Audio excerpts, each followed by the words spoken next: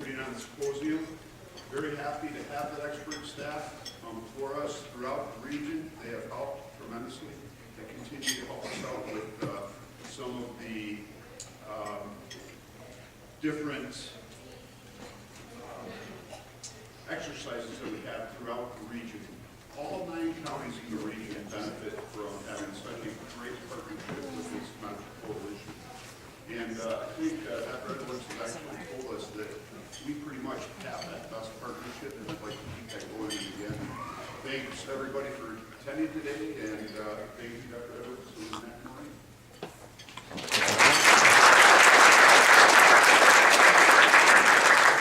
Just to give you in 1 minute or less what has gone on in the region over the past year, District 1 has been involved with over 75 exercises of varying sizes and stages over this past year, as well as 50 education and training programs, with this being our largest one. So thank you for a very successful year. As we navigate through the whole program today, you'll see a kind of a wide cross-section of topics that we try to hit the sweet spot right in that kind of that wheelhouse for everybody that stimulates a lot of discussion, lessons learned, as well as maybe making an impact, hopefully, on your everyday practice and profession as you go forward from here. You will notice when I do the introductions, being short, concise, I try to be. I kind of just take a couple highlights off of everybody, their bios. I figure you can read those if you so choose, but I like just to introduce the speakers and then let them tell a little bit about yourself. Our first speaker is Dr. Mark Sloan, and he's from the Children's Trauma Assessment Center at Western Michigan University with over 30 years of experience as a board-certified pediatrician, and he is the medical director for the Center for Behavioral Pediatrics in Kalamazoo. So kicking off our symposium for today, I'd like to welcome Dr. Sloan.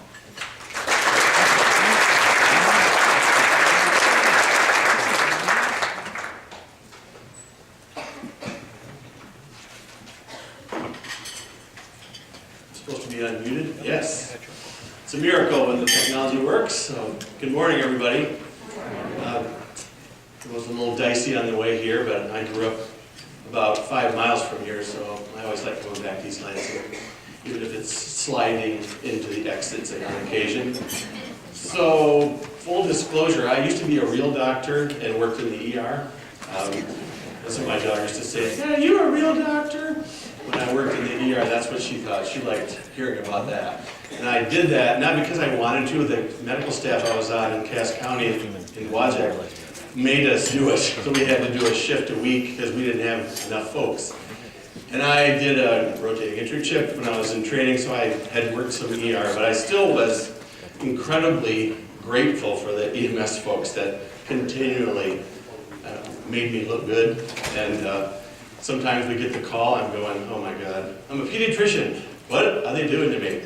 I don't want to do this. And I always had the specialist at the ready because I'm like, I'm going to call you early because I'm not going to even pretend that I can handle something. But I was always amazed. And so this has been a pleasure for me to come back and talk to you about some other things because I've kind of morphed into a kind of a weird mix of social worker and psychologist and OT and music therapist, and just all the things that we're doing to help kids with trauma have really changed me, and my friends kind of don't really know what to do with me, but they thought I was weird before, so what else is new? So let's move on. We're going to talk about trauma and how it impacts kids and how it looks, and to folks that are dealing with kids in a variety of places, especially in the ER setting and as it pertains to trafficking. So that's our mothership. We're on the 3rd floor, and we've been there since 2000, and it's a wonderful facility that we share with a lot of folks. The medical school that we have now at Western is on the bottom 2 floors, and we're on the top 2, and we have lots of students from different disciplines, and CTAC was formed by Jim Henry. Some of you have heard him speak. He's our director. He's a social work professor at Western. Used to be CPS.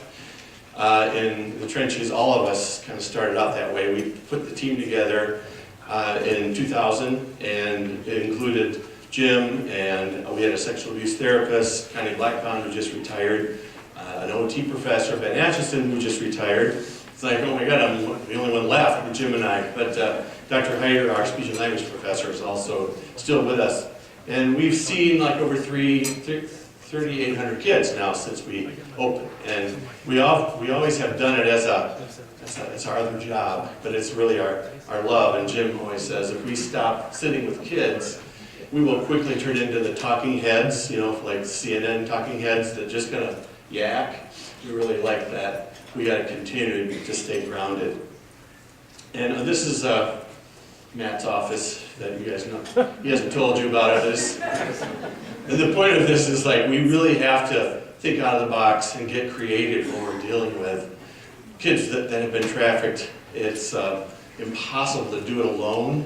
Our famous line at CTAC is we're all in this together, and we literally mean it and we live it every day because we know that there's no way one of us can do it. And I think you guys all know what I'm talking about.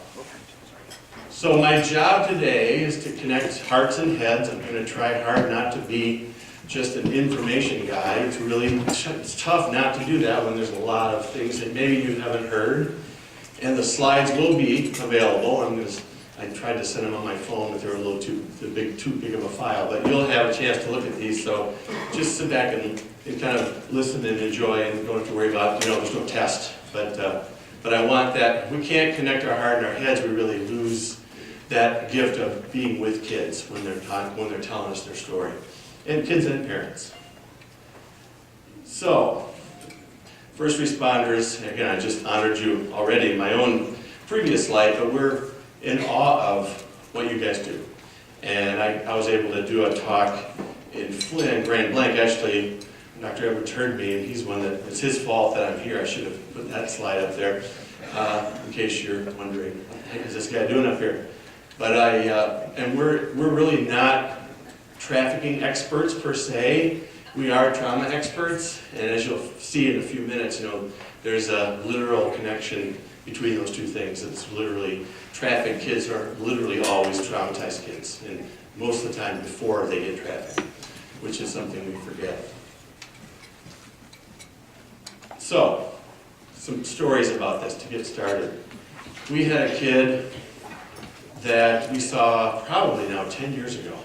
So about halfway into our operation, and we'd already seen maybe 2,000 kids at that point. And she was about 10. She was quite developmentally challenged. Her IQ was, I think, in the 60s. And that's, about the first percentile. And she was struggling with some of our assessments. We were just trying to get to know her. And all of a sudden, in the middle of a sentence, she just stopped, froze, and pointed to our two-way mirror that we have. We're lucky we have like 20 of those two-way mirrors and observation rooms on our unit that we share with many other departments. And she wasn't going to move. It was very weird for the students. Our students are often looking at that mirror going,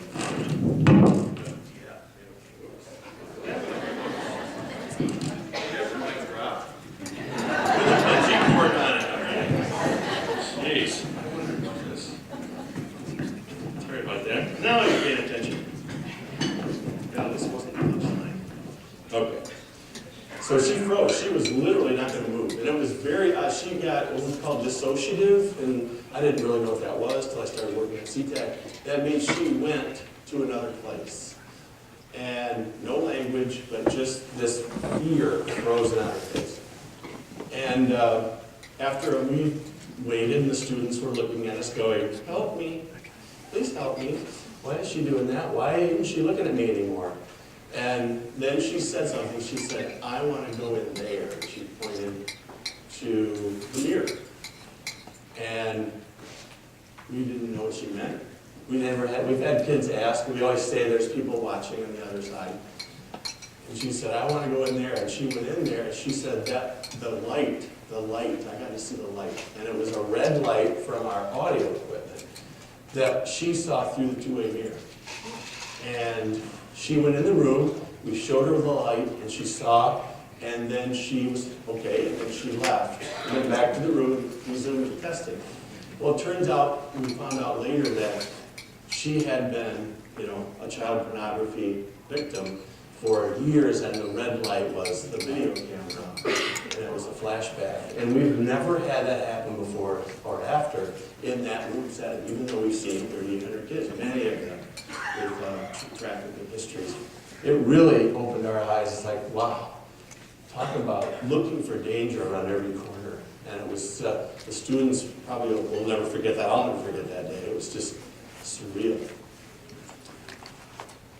We don't see, again, we're not trafficking experts, but trafficking is, to the lay public is starting to hear about it now. I know I was all excited when there were so many people at the FLIT conference, until I realized that most of them were there because they needed that 1 hour of CME for trafficking. It really wasn't about me, it was about that. But so I still live with it. But that's great that we're getting the word out. But what the general public and even the medical community doesn't realize is a lot of trafficking kids are not from East Europe or Africa. They are meth lab kids. And trafficking to those folks is, hey, you know, I got to pay the bills, and people want to buy those pictures, and hey, I didn't do anything to her. That's not illegal. And so we see a lot of those kids at CTAC. Probably had more than 100 that fit that category. And again, the parents are stubbornly defensive about it often. It's like, what are you talking about? I'm not a pimp. I didn't do that. Not understanding how violating that is. Recently we had a case that was one of those cases that was egregious, and we say this all the time, or one of our mottos at CTAC is you can't make this shit up, you know, excuse my French, and I think that you guys never said that, right? Oh wait, except every hour, maybe every minute of every hour? How is this possible? And we're often talking about the system. You know, what in the world would cause someone to do that? And so this was a case that, and when we say, oh my gosh, we know that it's pretty awful. This was a case where there had been a murder of a child and by a boyfriend, and the kids had been around for it. And so we were seeing all the siblings in a group, you know, like there were 4. And it was very interesting. Jim, our boss, is incredibly good at this. He knew right away something was different about one of the girls. She was 7. And she had never been hurt physically. The other kids had been tortured, basically, but not her. And she was not his kid. She was not related to him. None of them were. He was a bad dude, obviously, for what he was doing. But what we found out during the interview was she was being molested by him and she was being trafficked by him. And we had no idea, nobody did, when they came in. That had not been clear to anyone. And it just, again, pointed out that, wow, we're the experts and we're supposed to be on top of this. You just never know where it's going to come from. So those are some examples of what I'm talking about. I'm going to read those very well. I can read it here. Never mind. So, we're talking about all that. So we like to talk about safety at CTAC. And it's kind of a 3-dimensional deal. Physical, psychological, and emotional. All those things are important. Sometimes we focus on the physical, and we really have to do all 3 to make it work. And we know that trust is not going to be there, and when you interview kids in any setting, especially a trafficking setting, they're not going to trust you. In fact, they often respond when you say, we know you don't trust us. Because they kind of go, oh, this guy's different. This lady's different. Because why would they trust when they don't feel safe? Safety is always first, and trust follows that. Tough to realize, and our students often find out when we have great students from all the disciplines, and they're young and we love them because they give us energy, and sometimes they say things that we used to say, and we go, oh wow, let me talk about what you just said, because I said it before, and oh my God, you can't ever say that again. And they always feel bad. It's not about criticizing, we just have to make sure we honor the kids. But when our students say, you know, when they don't think about it, you know, I'm a nice person, you can trust me. And the kids will say back to them, the nice ones are worse. And they go, again, that WTF face that they give us in the mirror, like, why would you say that? Well, he's been in 4 foster placements in the last 6 weeks. And every one of those people said that to him. This is your family now. You're fine, you're safe, but yet you're safe as long as you don't mess up, and if you touch my kid, you're out. So that's what they mean, the nice ones are worse. It's weird, but that's gotta be in everybody's mind when you approach that, because that's the normal.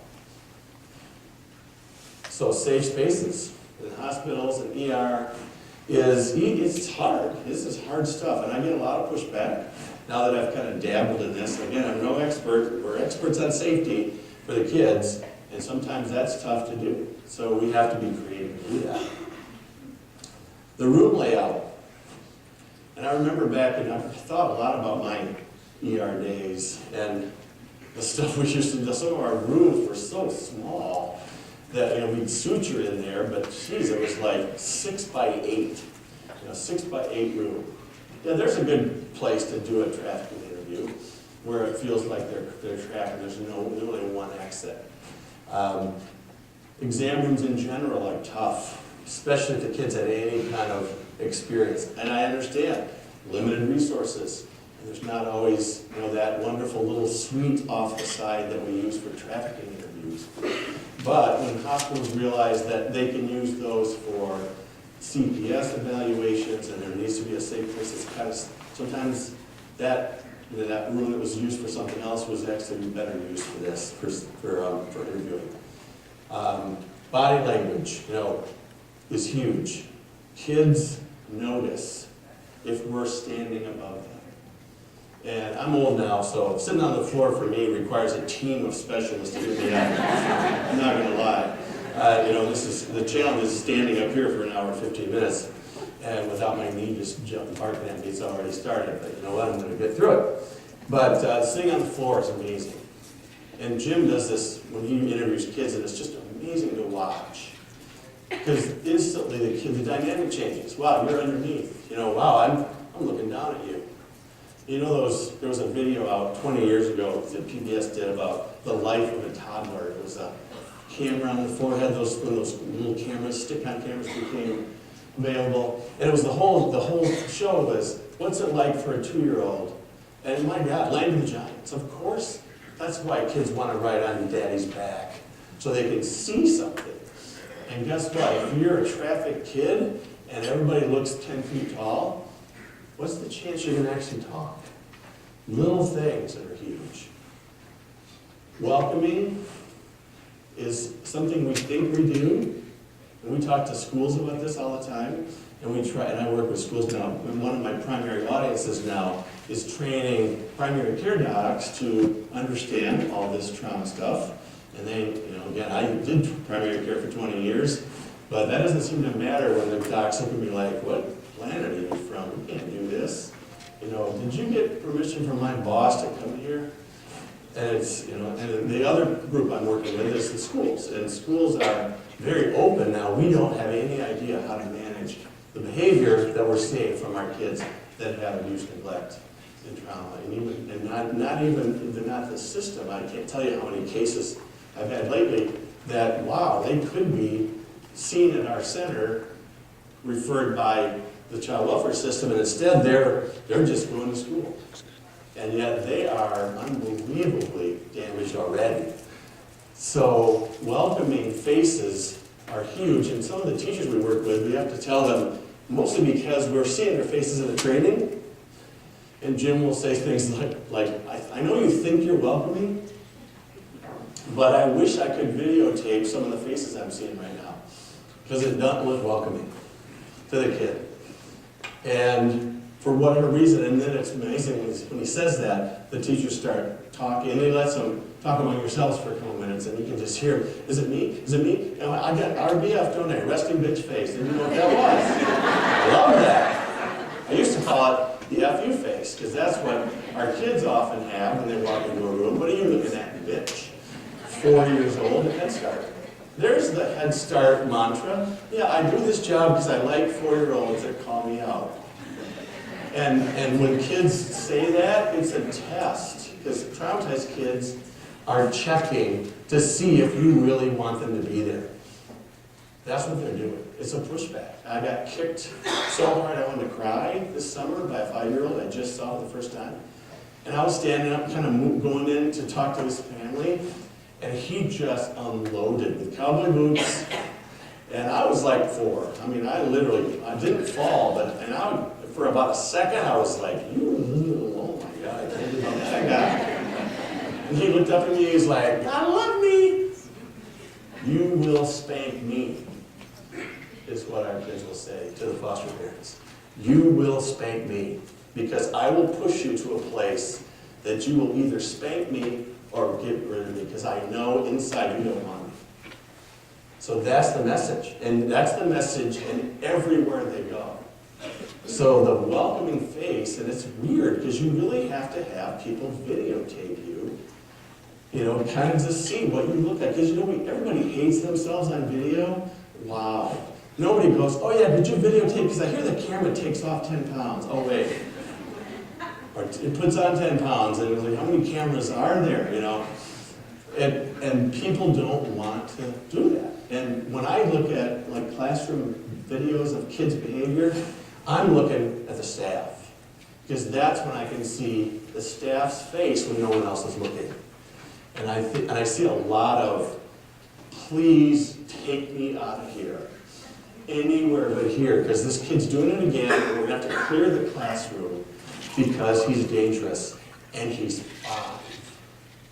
Let's make sure we call 911, because I've had probably 10 911 calls, first grade and under, because he was a pure evil force of the universe. We needed 2 cop cars and 4 cops to come, because they were so panicking by the reaction they got from a cell phone call from the school. He's 5. What do you think that does to him when that happens? And he's already been told, cops are evil, CPS is evil, do not answer the door, do not talk to anyone. Again, trafficking anyone, that's what they're told. You just get your stitches and we're going to get out of here. Right? But there's got to be, joining too. The message has to be you and me. Let's sit together. It doesn't have to be long. And you probably all had that experience with people that just make you feel like you're the only person in the world when you're talking about. One of my former pediatrician colleagues was that way. I couldn't believe it. This guy was a roller skate guy. He saw twice as many kids as anyone else. Never got complaints because he had that ability. He sat down in every room, he connected with the family, he connected with the kid, and he was out of there in 3 minutes. And they were like, wow, he spent so much time with us today. It's like, that was 3 minutes, what are you talking about?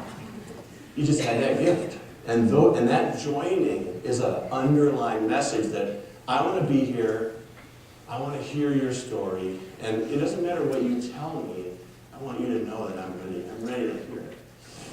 And not with a checklist, like, okay, let's go through this checklist, because I got to get this done, and my boss is going to be mad at me for not getting my paperwork done. Sensory processing. We'll talk about that in a second. It's a profound problem in kids with trauma. They process sensory information differently. And some of you may have heard of that. OTs are kind of the master of the sensory processing disorder world. For good reason, they've done all the research on it. Doctors are kind of skeptical. What is that, voodoo? And I was that way. I didn't know. When I got to CTAC the first couple months, I'm watching the OT students doing all this weird stuff while the kids are losing it in the room. And one kid I remember was under the table after 5 minutes, F-bombs flying, impressive profanity use, even for a 9-year-old. Whoa, he could really belt it out. And I was like, no, this guy, he could give lessons on how to swear. But he was not a happy camper, and we're like, how are we going to get an IQ test on him? In between F-bombs. And so all of a sudden a student left. I didn't even know who it was, because I wasn't even sure who the OT students were. They came back with this 15-pound stuffed animal that was about 9 feet long, and we still have it. It's a snake that we have. And just kind of crawled under the table and draped it over the kid, and then got out of there, with their fingers still attached. And I watched in 3 minutes, the kid settled down and said, so what do we do to the test? And I'm going, whoa, what was that? And that that was proprioception, which is, joint compression is one of the best ways to lower energy levels in kids that are fried and ready to go off. I was like, and I remember Ben, now my really good friend, that was our OT chair and OT CTEC founder, and he said, "Oh, you're not a believer, are you?" It was like, I don't know what you're talking about, but whatever that was cool. Well, Ben had been in the military, and he had been, basically criticized by a lot of medical folks that outranked him. Like, what are you doing with this voodoo with my grandkid? Except then he'd come back later and go, I don't know what you're doing, but my wife said you're like irreplaceable, so keep doing it, soldier. So he was used to being told that your stuff doesn't really matter unless it helps my family. But sensory processing is almost always an issue with kids that are trafficked. Voices are amazingly triggered. Voices, you wouldn't think so. And women have a disadvantage. I'm not sexist, it just is what it is. And my wife and my daughter used to clash a lot, and my wife's voice would go from sweet to interrogation mode, and then it would go to, as my daughter called it, OMG mode. And I was literally in the same place going, I hate it when she's like that. And she didn't really believe us. One day my daughter taped them fighting by accident. My wife heard it. She came to me later and said, please tell me I don't sound like that. Okay.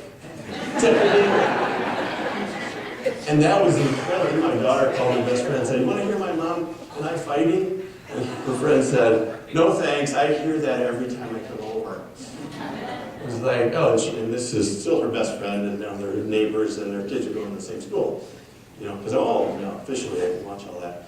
But voices can trigger. And in foster care, we constantly talk about that. And we've had to send people for voice training with the music department at Western because they didn't know how to breathe and didn't know how to not talk like this. I could smoke 20 packs a day because I had no diaphragm breathing. Wow. And triggered kids are triggered often by just that. And we're working with the music therapy department at Western to research that because we think we can actually simulate some of the voice triggers with a machine and recreate them because it's that big a deal.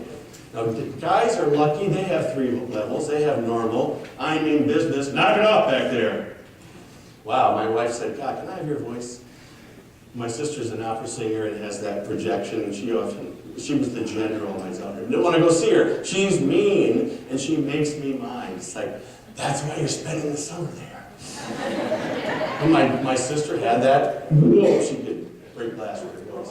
And she was the one that told me, get those women to go get voice treatment. It was amazing. But when guys do knock it off, it often works. But there's a fine line between knock it off and scary dad voice. And that's when you turn into a predator. And again, we don't think we're doing that, but sometimes it happens without even knowing it. The lighting can be really hard on kids. Fluorescent lights suck anyway, my God, are you kidding me? And especially in small rooms in the ER, you can hear the buzz and you feel like you're being, some toxic waste is raining down on you. No conspiracy theories here, but it can be the difference maker in them talking. Weird, but true. You don't want to necessarily have a lamp on and mood music playing like it's an FM radio station, but you know what? There's something about that. Covering those lights with a blue screen, we find is really common. Smells. Smell. I mean, you guys that work there, you know what they smell like. And it's just, cleaning fluid and sometimes residual of my favorite combination from Saturday night ER duty, blood, vomit, and alcohol. Man, is that a great combo. I know you EMS folks love that on the field. Right? Wow. But sometimes these kids have such sensitive noses, they'll pick up on whatever they smell when they walk in that room. And it might be the same cleaner that bio dad or mean dad, mean boyfriend used after they were molested. So the smells are triggers because the nose is really close to the brain. It's the quickest. That's why we like mom's cooking, right? Christmas time, Christmas cookies, baking. So those smells take you right back all good, right? Unless your family shot up heroin after the turkey dinner was over on Thanksgiving. Yeah, that was not my family, but that's something I've heard from quite a few parents, that was my memory. Grandma would pass it, or would start, and it's like, yeah, Grandma would shoot up, that was it, and we'd all fall asleep. It's like, well, we used to sleep too after we ate too much, watching the Lions lose, but like, wow. Smells. Incredible how much that impacts. Little things that are big. Eye contact. Again, some of this seems basic, but there's a balance. You know what I'm talking about. The people you know that are too intense with eye contact, even if they're friends, it's like, dude, will you stop staring at me? I'm just trying to make eye contact. It's like, you're really making me nervous, dude. Stop doing that. Do you do that with patients? I don't think so. Well, it seems to be the problem today, sir. Hey, what is wrong with you? You just want to be, you have to find the balance. But not looking at them. That's what? The kids are going, yep, he's one of them. He's a no-looker. And you've got friends like that. Shake their hand, they don't look at you. They look at the side. My father-in-law does that. He's never looked me in the eye. And I've known him now, gosh, I don't know, 43 years. Never, ever. I don't know why, but it's like it's amazing. I watch that, and these kids notice that. So you have to find the balance. That depends on the kid. You have to adjust. We use a whiteboard a lot when we do interviews. It's amazingly, it releases the pressure because it takes away that you don't have to look at them when they're asking the hard questions. You can look together on the board and write things down, and the ability to wipe it away because it was obviously the wrong word to put down there is very powerful. We find that may be one of the best methods we have of connecting with kids, no matter what their age. And sometimes they want to draw, sometimes you want to draw because they don't want to. And it helps, it kind of automatically helps collaboration, and you can write things on there because kids with trauma have trouble expressing themselves with emotion. Alexithymia. Fancy word. People probably haven't heard of it. It's a thing. We developed, I shouldn't say I was kind of sort of involved. We developed an instrument at our place. Dr. Enika Way, one of our social work professors, a sexual abuse expert, developed a survey of caregivers that measures how much kids struggle with processing and expressing emotion. And because almost every kid has it, you can't expect them to respond to a "how does that make you feel" question. Not that you're going to ask that when you're doing an interview for trafficking, but that's the last thing you want to say. But sometimes what you have to do is say, is it okay if I write some words down and you can just shake your head? And some kids, they don't want that. They want to throw a wastebasket basketball into a yes basket or a no basket. I didn't think of that. Brilliant. Again, Jim, the brilliant, creative guy. That was the only way that kid could respond to the questions, was yes and no. And some kids are not coordinated enough to do that, so we have to put a piece of paper on the wall and another one on the other wall and say, just throw the ball towards that. And that'll help us. And again, I'm sure you're thinking, that's not going to work in our place. Don't need a lot of space, folks. You need creativity, and sometimes that is the icebreaker, and then, because the stress level drops, they're ready to talk. We know now that stress affects expressive language, and it can drop that production of speech by 75%. Just the stress. We have kids that come in, it's like there's 3 different kids in there, depending on where their stress level is. Guess why people hate public speaking? It's always the number one fear. Because they're afraid they're going to look stupid to their friends and their peers. And looking stupid usually involves dry mouth, can't talk, can't swallow. God, my kryptonite is a room full of child psychiatrists, because I'm not one, and they don't always like me, because I'm challenging their paradigms, basically saying, your system doesn't work. Other than that, it's awesome. Because, the DSM, the Mental Health Bible, is not a treatment manual, and it doesn't help us with the kids we see because there's no box for them in there. And PTSD was designed for Vietnam vets, and it's still the same. And they doctored it up a little for DSM-5, but it's still not a pediatric-friendly concept.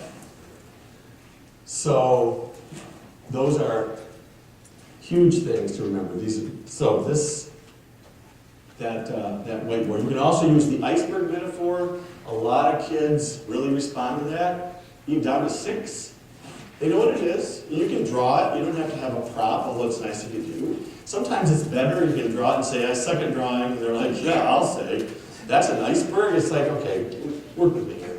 But it's like, what do people see? What do people say about you? Let's write some words on top. And if they don't want to tell you, then you just start writing words and then get that, yes or no. And then, what about what's underneath? And that's the key question, right? We want to know what's underneath. And again, we're not expecting them to spill all the details about what's been happening to them.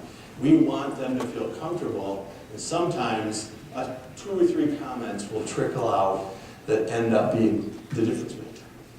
But it's all about safety.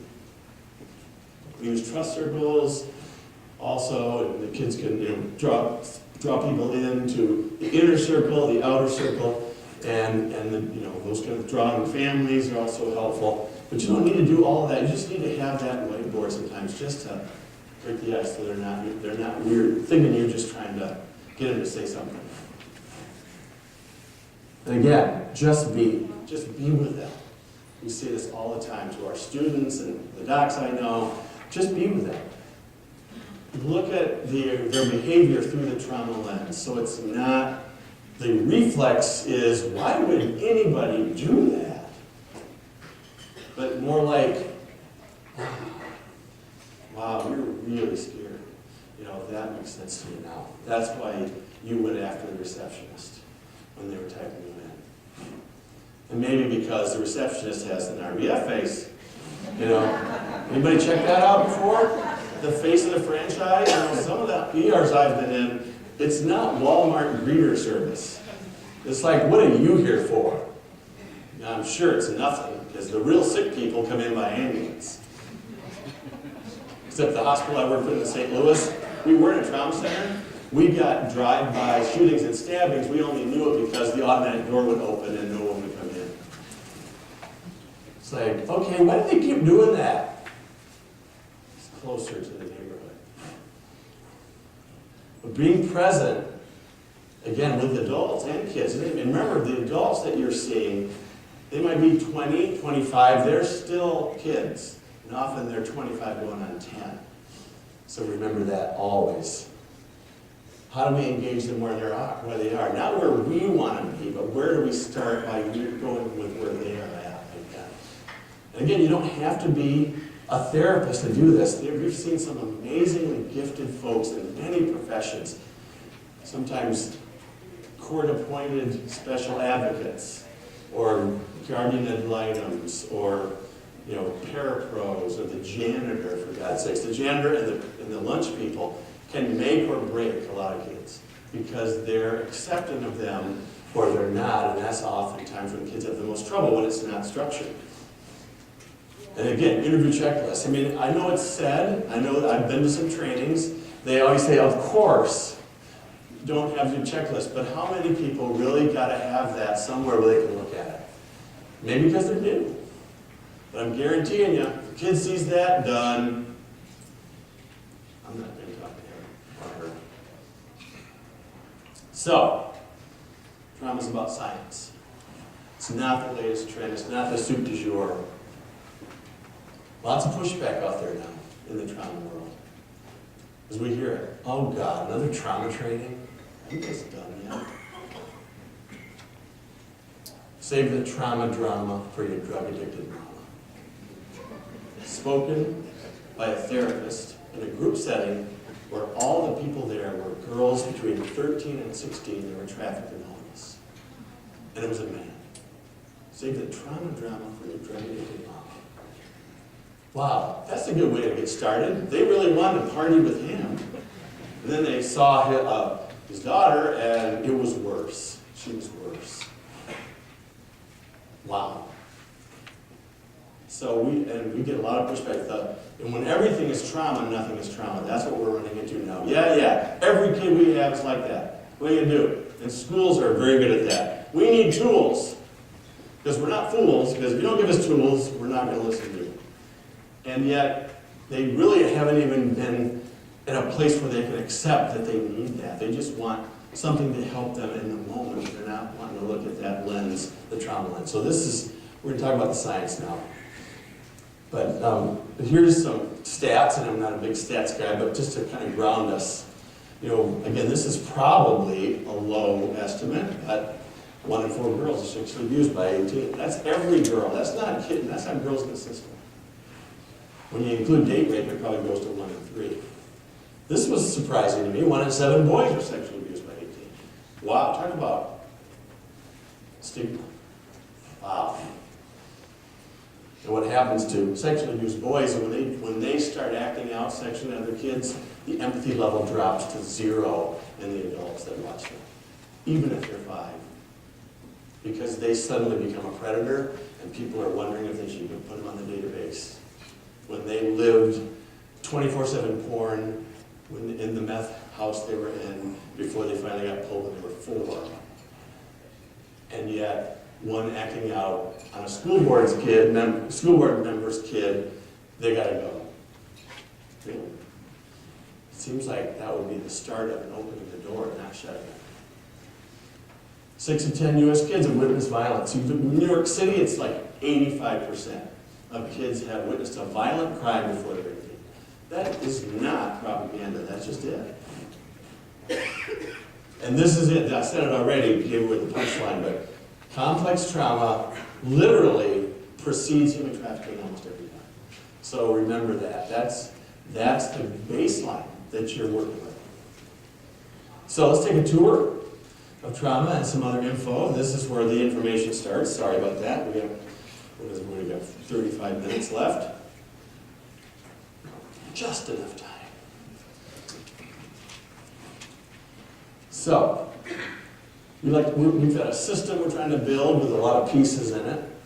And the most important thing is my granddaughter, which is in the middle there. That was a year and a half ago. She's now 3. Athena the Diva, we call her. And she's my normal developmental laboratory person. We've been living together for the last year while our condo is finally finished. But, so we have to talk about behavior.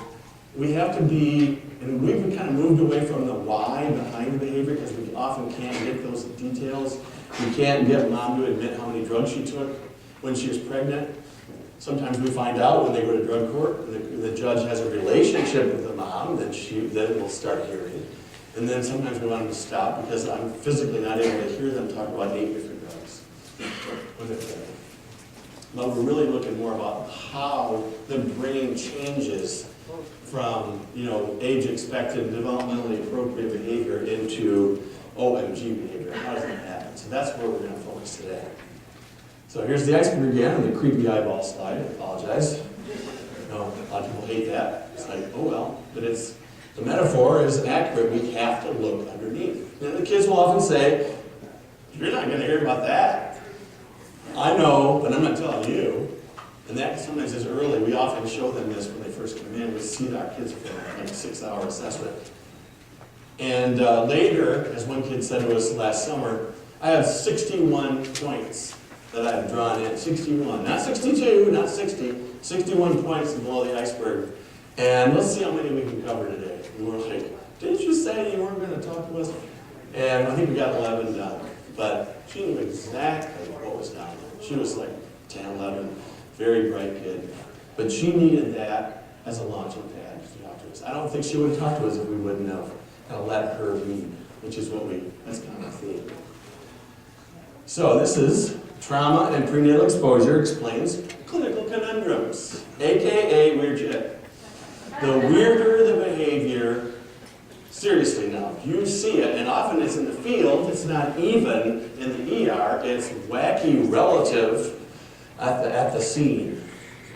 And you're thinking, what the F is wrong with this guy? The weirder the behavior, the more likely it's traumatic. And people go, oh, you think everything's trauma. Okay. Maybe I do. But Yeah, I've morphed into this creature that's not quite a doctor, but I like how I am now, better than I was when I didn't know. So normal kids, they look normal. Those kids look fine. When trauma weaves its magic, its black magic, this is what you get. Quickly, and back, and forth, and back, and forth. And it must be willful, because nobody can do that fast. Or it's really, really, really, really, really, really, really rapid cycling bipolar. Not. Except, guess how many kids get that diagnosis when we see them in our place? Probably 3/4. And guess how young the youngest kid is that's had that diagnosis in the system, in the record? How young? 2. He also had conduct disorder and ODD. Wow, that's a trio. All I can think of is Stewie on Family Guy, when he's gonna shoot his mother with a machine gun. I mean, that's the evil 2-year-old who's plotting to take over the world. Conduct disorder, and guess how old the kid was when we saw him? See that? 16.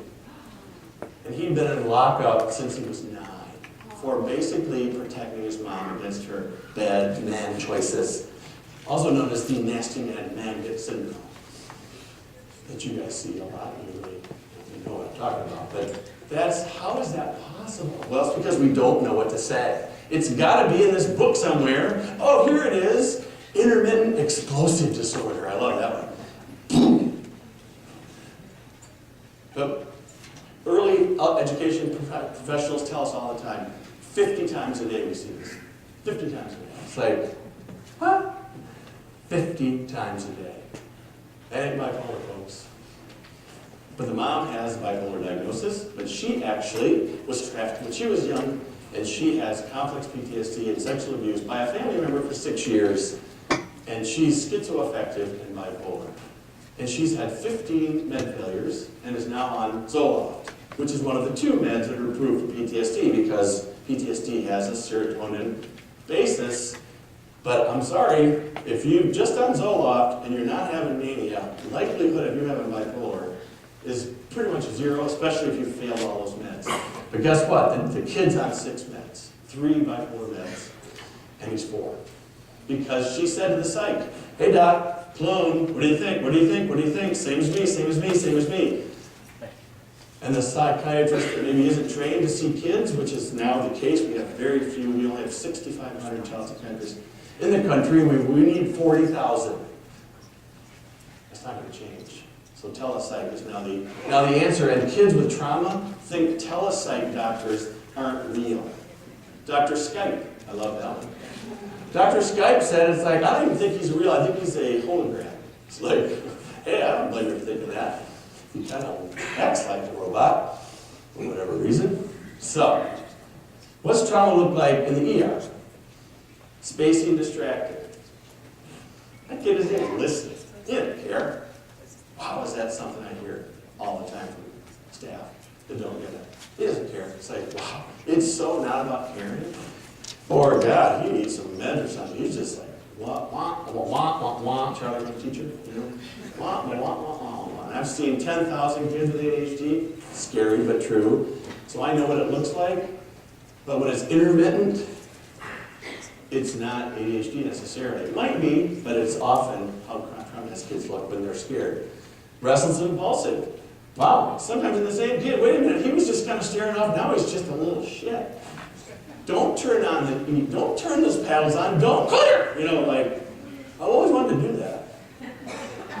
Think that hasn't happened? Because I've watched it happen, so I know it's happened at least once. Controlling behavior. I can't tell you how this just pisses people off that don't understand it. Because kids that we see, they have to script the play, and they tell the other kids what to say. No, I'm the teacher, you're the student, you say this. And you say, no, you say this, you say this. They're doing it during the interview. And when you get that, it's just a weird feeling, because adults don't like getting played by kids. They just don't. Even your own kids, like that little snot, I can't believe they did that to me. Of course, they learned it from you when you did it with your spouse. As we always say, anybody that uses the M word, manipulative, please, please stand up if you've never done that to anybody in your family or friends. And people that stand up usually are ridiculed by somebody who knows them. It's like, that's a lie, you did that to me last week to get me to take your shift. Controlling behavior really feels bad, but it's literally all they got is to control what's in front of them. Not being present. They're not really there. I mean, I was taking his vitals, but I don't know. But that shouldn't be I don't know, enough of these kids that don't care and just like they just have attitudes. Especially when you have resting bitch face going with that. Extremely reactive and angry. Wow, amazing how mad they get over little things that actually are controllable, and giving them a choice of what Band-Aid they want. I know they're 15, but you know they want the SpongeBob Band-Aid because they're 7. And if you have to go to another room to get it, do it. Because then it's like, that lady gave me SpongeBob. That's the first thing they say when they leave. That's what I hear. Okay, well, wow, that was an amazingly smart thing to do. Passive and withdrawn. Again, just passive kids are harder. It's like, man, I wish you would just yell. You're just sitting there. Passive aggressive is such a trigger for adults. I call it the donkey man syndrome. You know, just pick me up and move me. Works when they're 4, not when they're 14. They weigh 195, and I ain't moving. Anxious, sometimes worrying about little things. You just kind of go, dude, we told you there's no shots. Until the doctor came in and said, well, I'm going to have to do this. I'm going to have to close that. It's like, yeah, except I lied. Sorry. Depressed. You know, again, sometimes so depressed that you can't handle being in the room with them for 10 minutes. And countertransference is when you feel it so bad that you can't function. Freud said that a long time ago. I tell my medical students, if that's what you feel like after an interview, write it down, because you're brand new. But it doesn't care if you're a therapist or not. It's powerful. So, we're down to 25 minutes. All right, we're still good. So trauma, what is it? I mean, I know I've been talking about it, but so we get a lot of grief from the researchers. And the PhD psychology researchers are kind of up in arms about